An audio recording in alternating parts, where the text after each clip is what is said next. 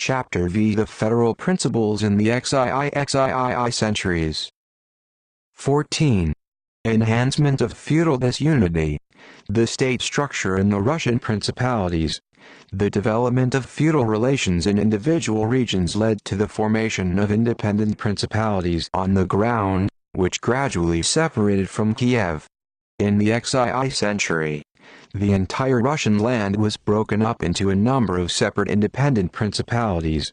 The most important of them were Kiev, Chernigov, Galicia, Smolensk, Polotsk, Turovo-Pinsk, Rostov-Suzdal, Ryazan, Novgorod and Vladimir-Volyn.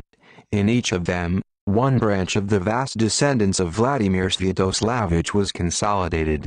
Only Kiev passed from hand to hand. He was captured by that prince, who was the strongest, because, as one of the princes said, no place goes to the head, but the head to the place. The Prince of Kiev, by old habit, was considered the head of all princes. He had to guess about the entire Russian land. But after Vladimir Monomakh, the princes stopped obeying the Prince of Kiev and became completely independent.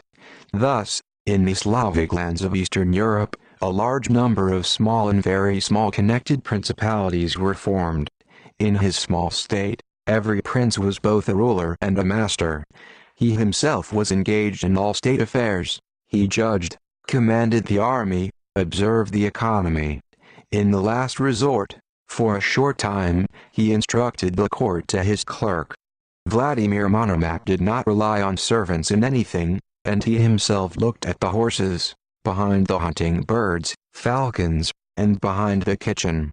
A great place in the life of the prince was occupied by war. The main military power of the prince was a well-armed squad, which he kept at his own expense. The squad was divided into the younger and older. The elder were the rich landowners, the boyars. With them the prince thought, that is, he consulted on all matters, and without their consent he did not decide anything. If the prince did something without the prior consent of the vigilantes, they told him, "You, prince, have conceived it without us, we are not going with you." In the event of war, the prince collected militia from the inhabitants of the city. He could not forcibly compel the population to go to war, and in this matter depended entirely on the vesh, that is, on the city meeting. The composition of the vesh was indefinite. The boyars and rich people led the vesh. Thus, the vesh expressed the will not only of the urban population, but only of its well-off part. Townspeople were summoned to the evening by the sound of a bell or through the heralds. If the vesh was on the campaign, then they shouted, "We'll all go with the children." But there were cases when the townspeople did not want or could not fight. Then they demanded that the prince reconcile himself to the enemy. "Be reconciled, prince, or you can trade for yourself." Thus, in the XII century, without the support of the vesh, as well as without the support of the squad, the prince could neither go on a campaign, nor resist the invasion of the enemy. This gave the vesh more power. With the accession to the throne of the new prince, the vesh took place, that is, negotiated with the prince, on what conditions it was agreed to recognize him as prince. There have been cases when the townspeople drove away the displeasing prince and called for a new one. "Go to the prince, to us, we want you."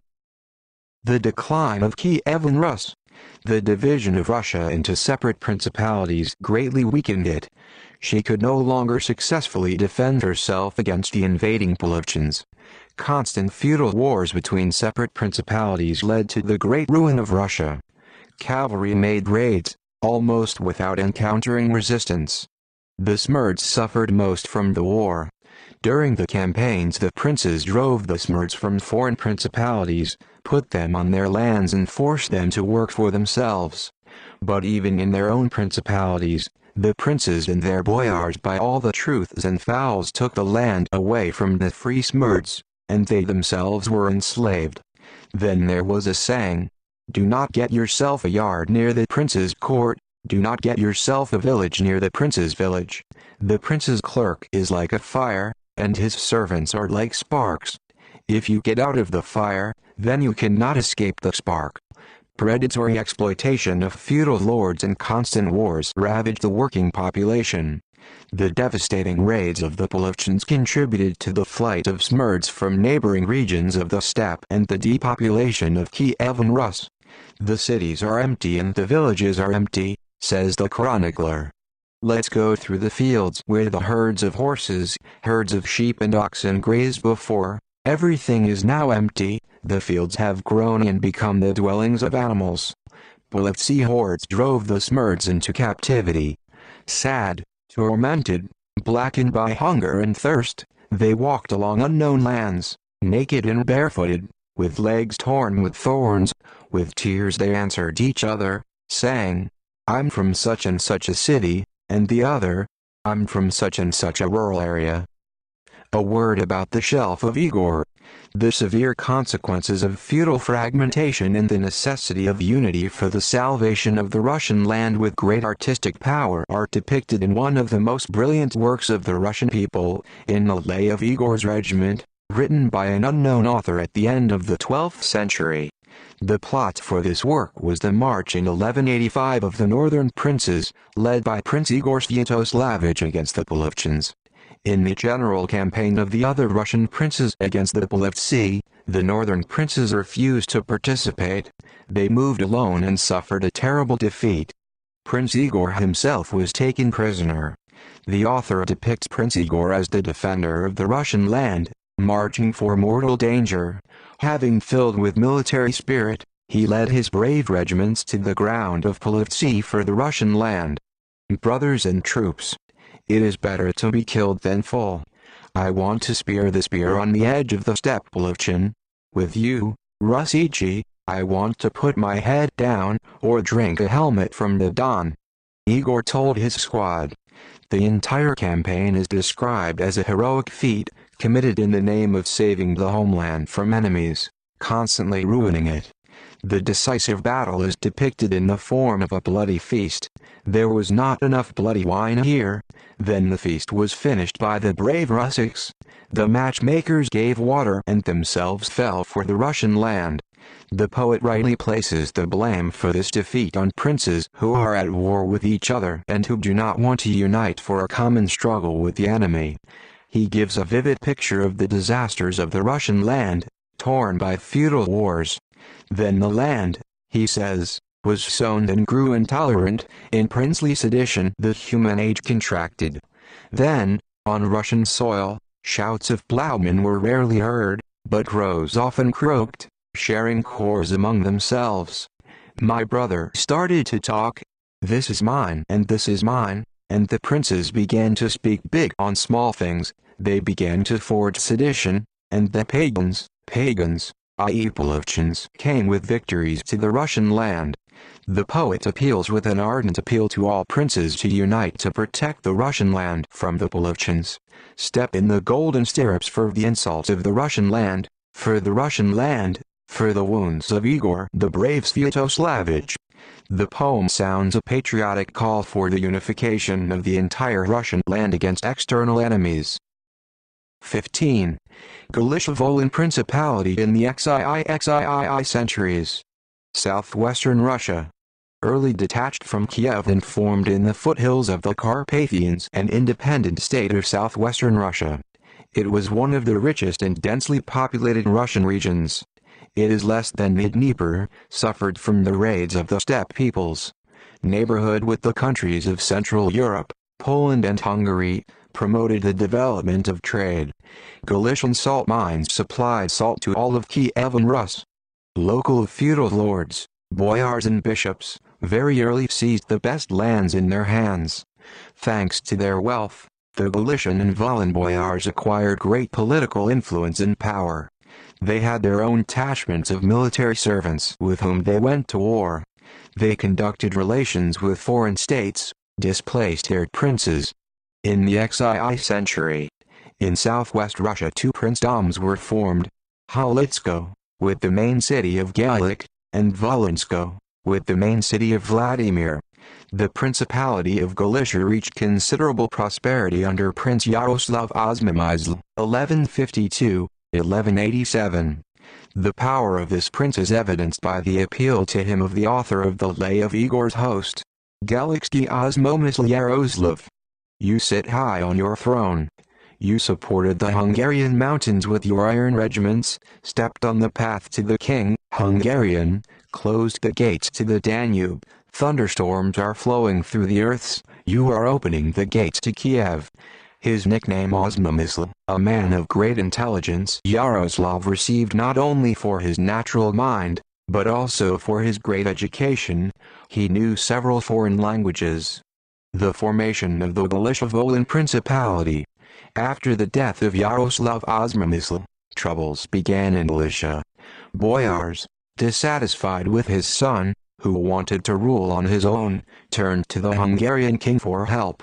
In Gallic, the Hungarian army invaded and, with the support of the boyars, the Hungarian Prince Andrew was enthroned.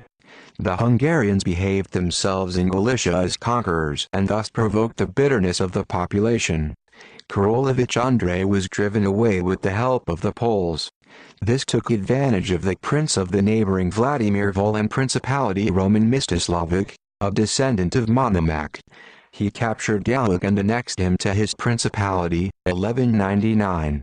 Thus the Galicia-Volyn Principality was formed. Roman was one of the most powerful princes of southern Russia. He interfered in the affairs of the Kiev Principality, fought with Lithuania.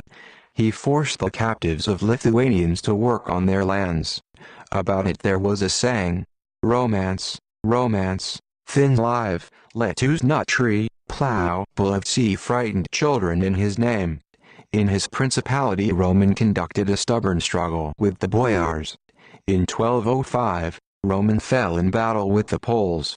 The chronicler describes him so: he rushed to the pagans, like a lion, he was angry, like a lynx, killing them like a crocodile. Their land flew like an eagle, he was brave like a Tor, imitated his great-grandfather Monomac. Roman left two young sons, Daniel and Vasilka. Taking advantage of their youth, the Galician boyars tried to seize power. Hungarians and Poles interfered in the troubles that had begun. The sons of Roman were then driven away, then called again. Irresistible, Daniel Romanovic led an energetic struggle against the self-will of the big feudal lords, the boyars. In this struggle, he found support from small military servants, entirely dependent on the prince. Even in the most difficult moments around Daniel Romanovic, younger volunteers rallied together. The prince and the population of the rich cities, who suffered from feudal wars and the oppression of the feudal lords, warmly supported him. A representative of the townspeople, Sotsky Mikula, in the words of the chronicle, urged Daniel to uproot the boyars to the end, saying, "Without passing the bees, there is no honey." With the assistance of the younger squads and townspeople, Daniel was finally established in Galicia. The attempt of the bishop and the boyars not to admit Daniel to the city of Gallic was not successful, because the townspeople rushed to meet their prince, in the words of the chronicle, like children to their father, like bees to the uterus, as thirsty for water to the source.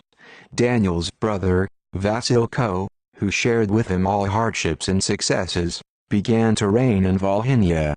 Daniel had several times to reflect the invasion of the Hungarians. The united army of Hungarians and Poles entered the Galician land. Daniel broke into the ranks of the Hungarians, almost fell into captivity to them, broke away, again hit on the enemies, crushed them, captured and tore the Hungarian banner. The Hungarians fled. At the same time, the Poles were driven into flight. They entered into battle with the army of Vasilka. Subsequently, the Hungarian king found it more profitable to enter into an alliance with Daniel. In alliance with Hungary and with Poland, Daniel fought against the Czech Republic and Austria. The son of Daniel was married to the niece of the Austrian duke, and Daniel dreamed, in case of victory, to put his son on the Austrian throne, but the two-time campaign ended in failure. More than once Daniel made successful trips to neighboring Lithuanian tribes.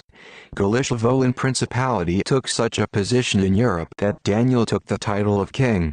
In the constant struggle with external enemies and with his own boyars, the character of Daniel, a typical South Russian prince, who was courageous, fond of military glory and honors, was developed.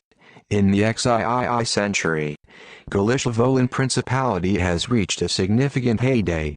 Vigorous trade relations with both Western European countries and with the Dnieper contributed to the growth of cities with a diverse trade and craft population.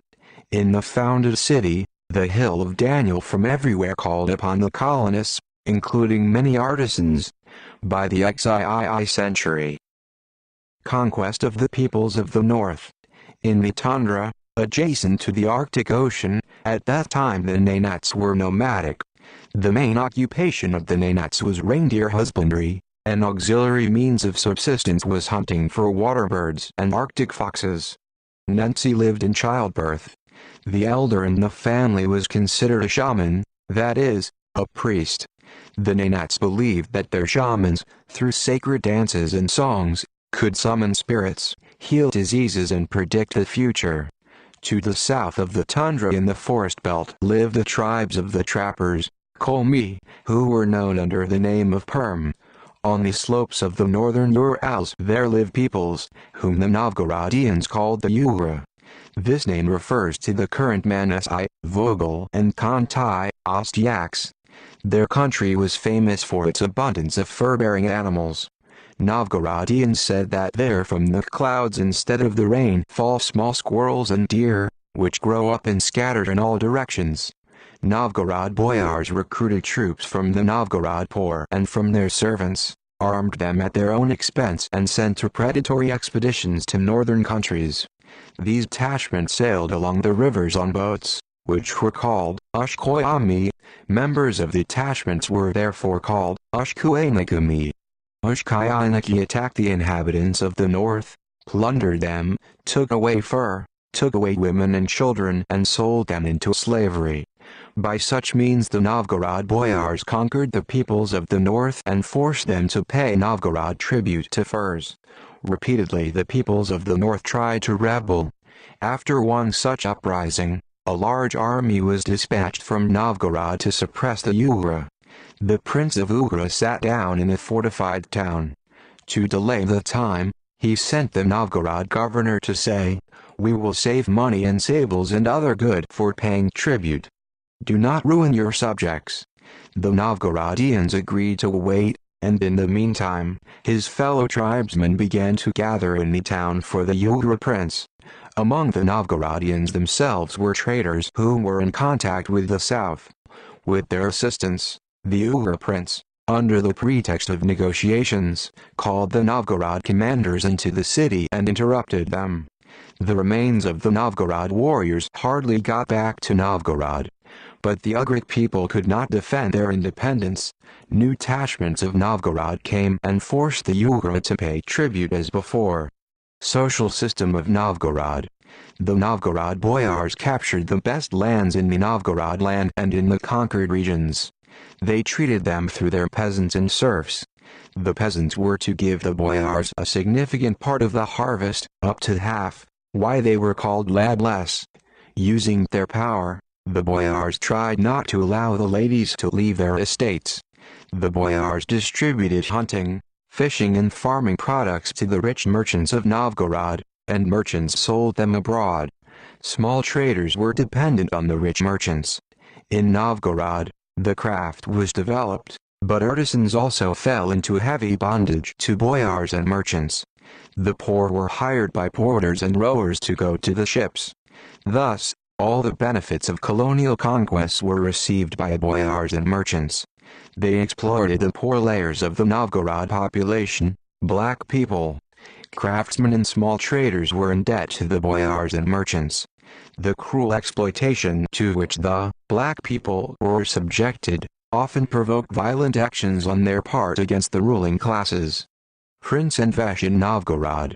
Wealth contributed to the strengthening of the political power of the upper echelons of Novgorod society. Novgorod boyars and merchants severely limited the power of the Novgorod prince.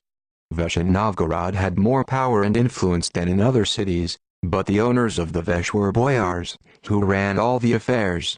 In the first quarter of the XII century, the Novgorod Vesh led by the boyars made it possible that all the main officials began to get out of among the Novgorod boyars. To such important concessions the Novgorodians forced the princes by force. In 1136, when the grandson of Vladimir Monomakh, Vsevolod Mstislavic, reigned in Novgorod, an open insurrection broke out. The prince was charged with many accusations: that he did not take care of the peasants, that he fled the first battle from the field of war. The Novgorodians planted Vsevolod and his entire family in custody and released only 2 months later. He had to leave Novgorod. Since that time, the power of the Novgorod boyars has greatly increased. But without the prince Novgorod could not do without. The prince and his squad needed Novgorod as a military force in the fight against external enemies. However, whenever the prince opposed the rule of the Novgorodians bowed to him, that is, drove him away, and called on the new prince at his own discretion. The Vladimir Grand Dukes repeatedly tried to subordinate Novgorod to their power, but the Novgorodians defended their independence. The son of Grand Duke Vsevolod Yuryevich is Yaroslav, who at the beginning of the 13th century reigned in Novgorod, rudely violated the rights of Novgorod boyars and caused such an outrage on their part that he was forced to leave the city. Early frost this year broke the harvest in the Novgorod land. Yaroslav Vsevolodovich took the road from Suzdal and did not let in Novgorod any wagons with bread. The famine began in Novgorod. The Novgorodians assembled the army under the command of the Toropets Prince Mstislav Udalogo. Yaroslav joined his brother, the Grand Duke of Vladimir, Yuri Vsevolodovich, and retreated to Suzdal. A decisive battle took place on the Lipika River, 1216. Novgorodians, according to ancient custom, descended from horses, dropped their shoes and extra clothes, and, throwing themselves at the enemy, pressed the Suzdal army. At a decisive moment, Prince Mstislav joined the battle with his retinue and thrust through the enemy's shelves. The Suzdalians were turned into a swift flight. At the head of the fleeing were the princes Yuri and Yaroslav. Lipetskaya battle provided the Novgorodians with the preservation of their liberties. Each new prince, invited to Novgorod, had to conclude a series with the Novgorodians, or a treaty obliging them not to violate the Novgorod order. The prince had no right to impose new taxes and acquire land. All the management of Novgorod and its region was entrusted to the Novgorodians. The prince could not dismiss them without guilt. The prince's brony was removed from management. Vesh chose among the Novgorod boyars posadnik. Without a posadnik, the prince had no right to judge or solve important issues. To help the posadnik they chose Tisyatsky, on which the command of the Novgorod army and the court for commercial affairs lay. Even the post of Archbishop of Novgorod was elected. The posadnik and the 1000th actually controlled Novgorod. The supreme authority in Novgorod was a Vesh. Vesh urged and drove away the princes, elected officials. The court ruled. At the Vesh they gathered at the call of the evening bell. It happened that at the same time meetings were held on both the Torgovaya and the Sofia sides and adopted opposite decisions. Collisions between the two centuries occurred then on the Volkhov Bridge. The Vesh did not express the demands of the broad masses of the Novgorod population at all. The noble feudal lords and the somewhat wealthy merchant class were at the disposal of the Vesh. Through the bribery and treats, the boyars made themselves parties from the peasants' throats and, with their assistance, dominated the Vesh. The working masses of Novgorod were in bondage to the boyars. At times the Novgorod poor peasants rebelled against their oppressors, the boyars. Thus, in the Novgorod land by the XII century, there was a special type of feudal state. Large landowners, boyars, in alliance with the merchants, seized all power in their own hands and brought to nothing the value of the prince. A kind of republic was created in which the boyars played the main role. Novgorod culture. The great wealth accumulated in the hands of Novgorod's feudal lords and merchants, and relations with Russian lands and with foreigners contributed to the creation of a high culture in Novgorod. Its monuments are still beautiful buildings, built by Novgorod princes, boyars and merchants. One of the most remarkable monuments of the XII century was Naroditskaya Church, decorated with magnificent and artistic execution of murals. Now it is destroyed by fascist barbarians. Literature flourished in Novgorod. Here already in the Shi century, an attempt was made to compile a chronicle of the records, similar to that compiled in Kiev. Since the end of Shi century, in Novgorod the chronicle was kept, in which the most important city events were recorded. The memory of the former greatness of Novgorod was preserved in the epics about Sadko, the rich guest, and about Vasily Busliev. In the first one remember rich trade and overseas trips of Novgorod merchants, in the second, violent clashes at Dvesh. Pskov.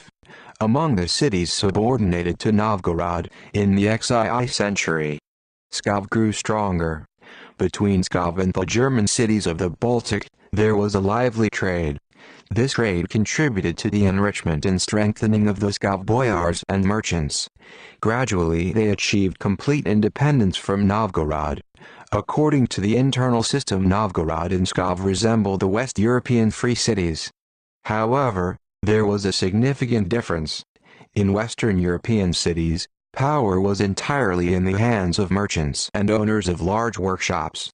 The wealth of Novgorod and Pskov came from extensive landed estates, from where they received raw materials for trade with the West. The power in Novgorod and Pskov belonged to landowners, feudal lords, boyars and churches. They only partly shared power with the rich merchant class, which mediated between them and Western European merchants. 18. Transcaucasia and Central Asia in the XIXII centuries. Georgia and the Shi, XII centuries. In constant relations with Kievan Rus in the XII century. There was Transcaucasia. From the countries of Transcaucasia in the XII century, Georgia has intensified greatly. In Georgia feudal relations were more developed than in Kievan Rus. The Georgian feudal lords seized land belonging to the peasant commune, and they themselves were converted into serfs. The feudal lords built castles in the mountains and dominated the peasants.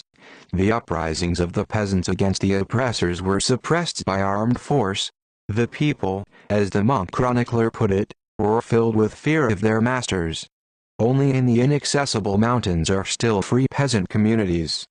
Strengthening of the Tsarist power in Georgia, which began in the 10th century, met resistance from the big feudal lords, who sought to maintain their independence.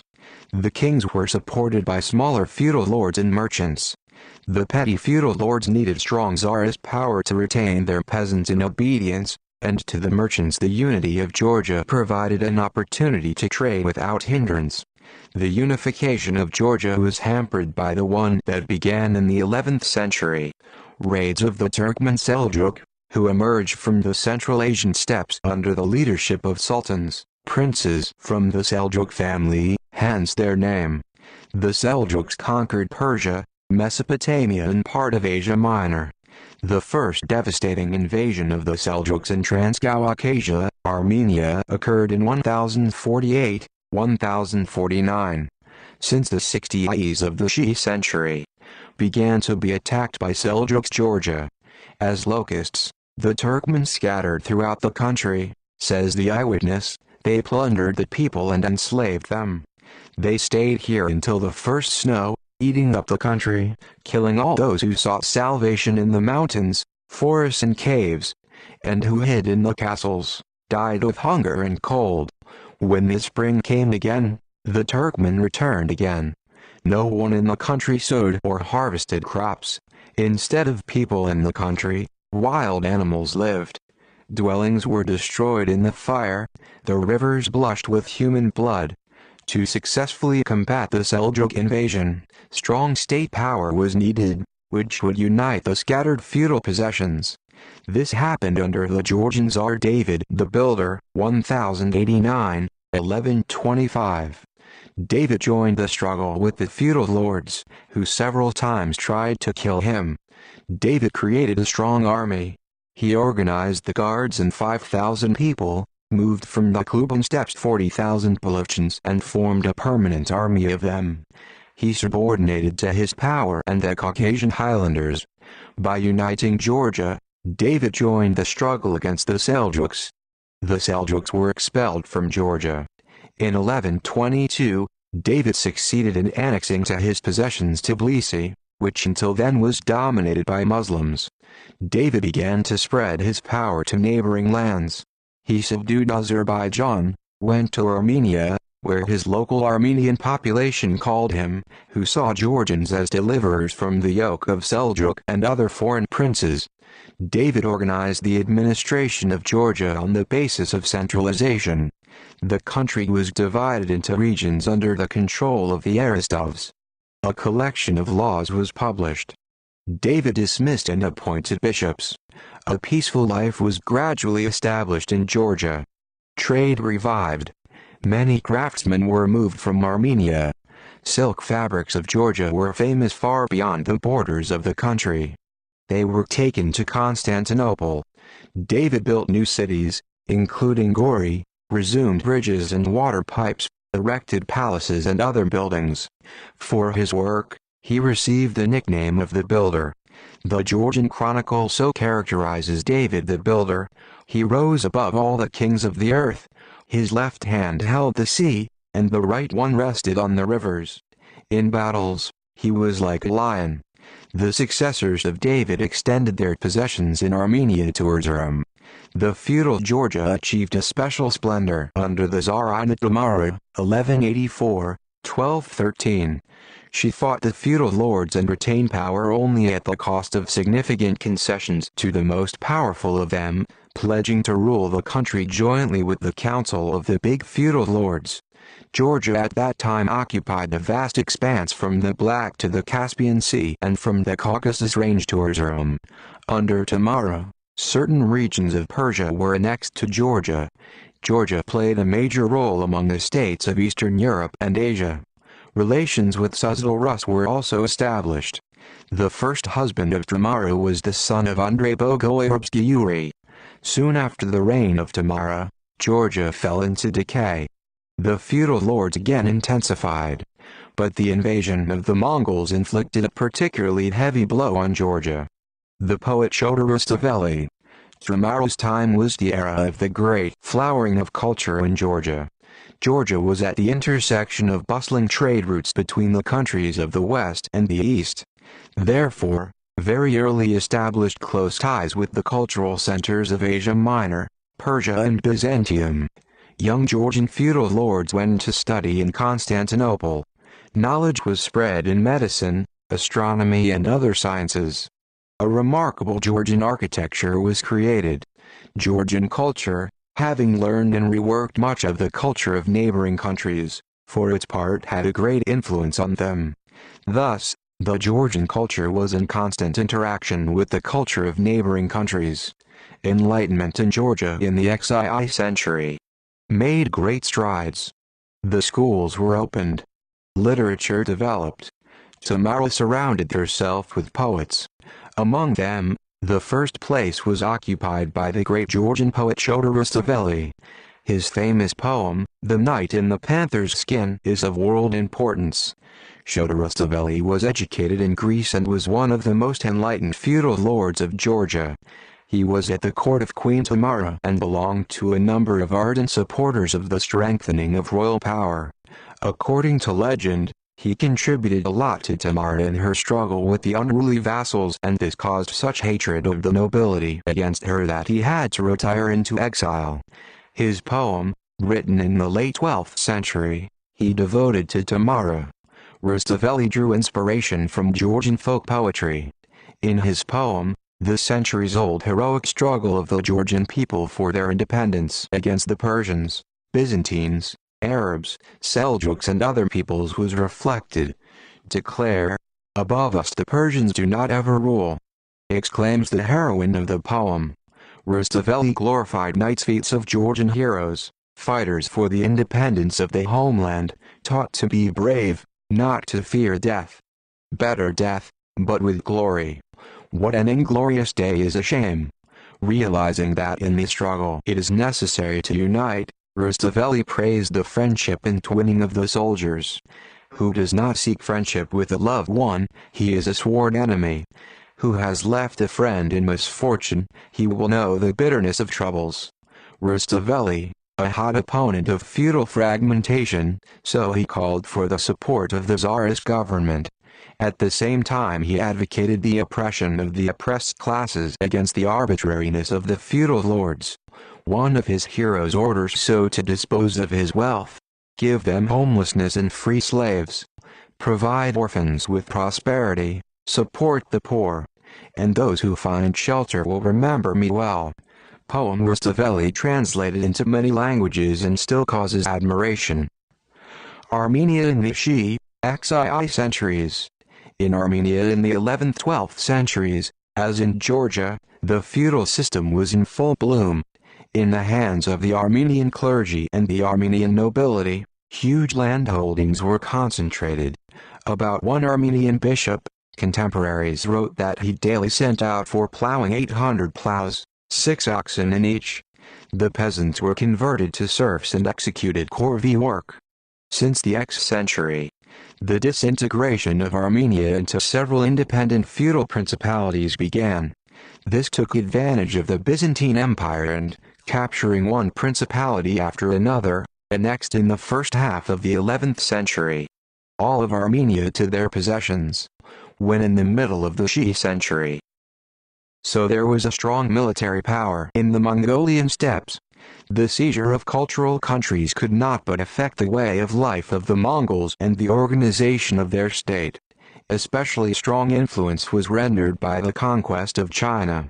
Genghis Khan enjoyed the assistance of Chinese officials for the more correct organization of the state apparatus of his vast empire. 20. Conquest of Eastern Europe. The conquest of the Russian lands by the Mongols. Genghis Khan died in deep old age, 1227. At the time of his death, his powers included Mongolia proper, North China, southern Siberia, Central Asia and Transcaucasia.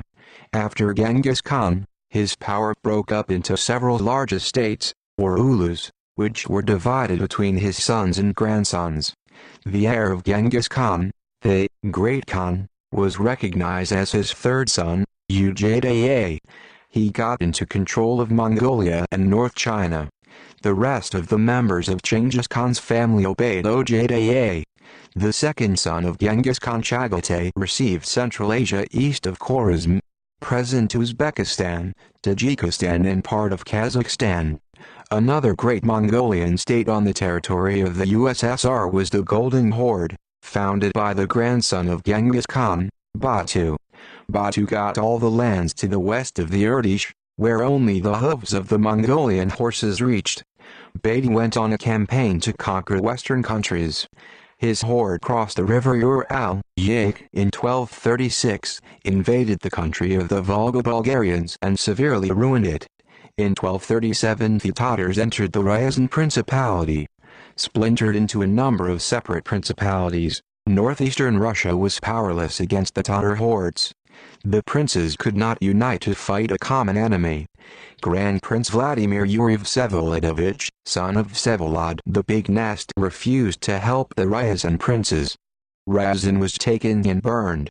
Then the Tatars defeated Vladimir and scattered around the neighboring principalities, sowing people like grass. In 1 month they took and burned 14 cities, including Moscow. Grand Duke Yuriy-Vsevolodovich with the army stood to the north of the Volga, in a vast field near the city river, the tributary of Volga. The Tatars surrounded and defeated the Russian army. The Grand Duke fell in battle.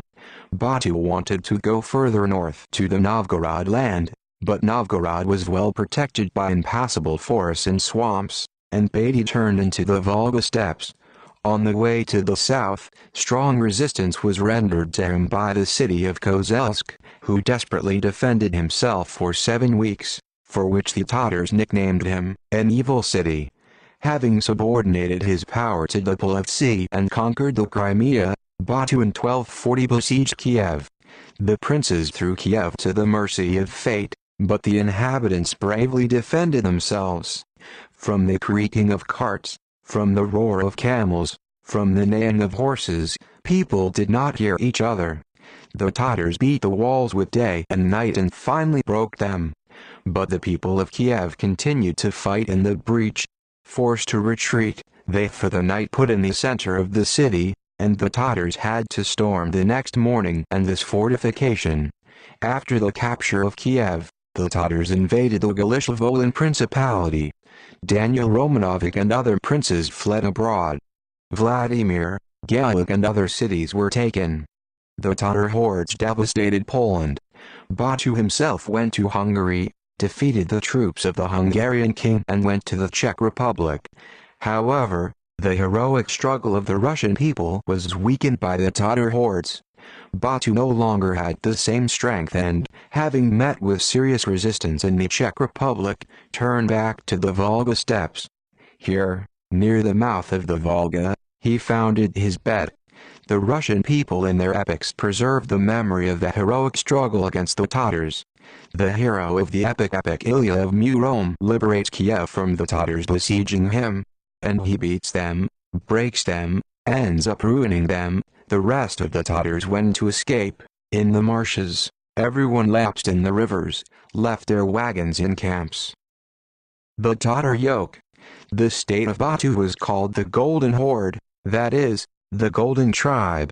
Gradually the Tatars, Mongols merged with the Polovchans, adopted from them the Turkic language and formed with them a common horde that spoke the Turkic language.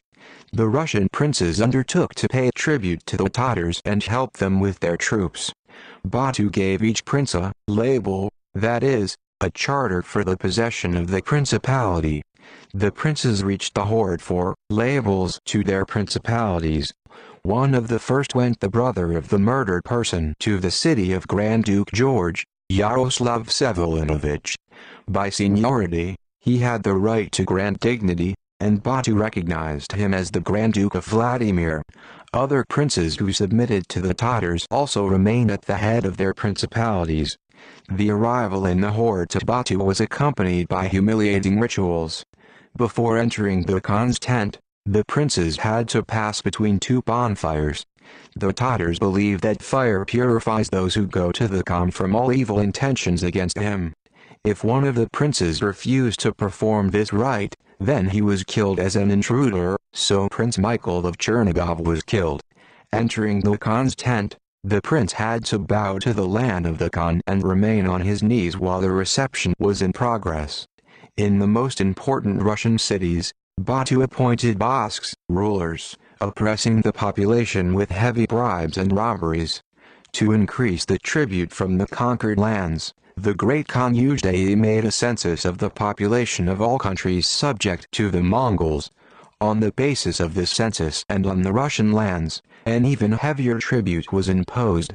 Whoever does not pay, says a contemporary, is led to the Tatars, where he remains in slavery. The tribute collectors and their servants demanded gifts. The population also had to keep them. According to the folk song, there was no mercy for the last poor man either. The collector took a tribute from all. With no money, that child will take it. At which the child is not present, at that the wife will take. He does not have a wife, he will take the same head. Only princes and clergy were exempted from expropriation. The severity of the Tatar tribute caused uprisings in Russian cities, but the princes, afraid of losing their principalities, often themselves helped the Tatars suppress these uprisings. Novgorod was not conquered by Batu. Therefore, when in Novgorod there were Tatar ambassadors with the requirement of tribute, the Novgorodians refused them. Novgorod boyars for fear of the Tatars forced the poor to submit. Tatars rewrote all the inhabitants of the city and imposed a tribute on them. All the burden of the tribute to the boyars was shifted to poor people. They made themselves easy, but it's hard for ordinary people. The Khans freed the Orthodox clergy from the tribute, gave the metropolitans the labels that protected their landed estates. The clergy therefore instilled in the poor the need to obey the Tatar feudal lords. The working population of Rus felt, therefore, a double oppression, from the Tatar and from the Russian feudal lords. Of all the Russian princes, one Roman Romanovich Galitsky at first did not go to the horde to bow to Batu. But when the menacing order came from the Khan, Daniel, feeling his impotence, had to obey and go. Batu accepted him graciously. "Oh, the evil of Tatar honor!" exclaims the chronicler in this regard. By humiliation, Daniel retained his principality, but did not reconcile himself to a dependent position. Returning from the horde, he began to prepare for the struggle, build new cities and strengthen the old ones. He entered into an alliance with Hungary and turned to the Pope for help against an enemy that threatened all of Europe. To achieve the assistance of the Pope, Daniel agreed to even recognize him as head of the Russian Church. For his part, the Pope recognized Daniel as king. But when in Western Europe they were convinced that the Tatar danger was over, no one wanted to go to the aid of the Russians.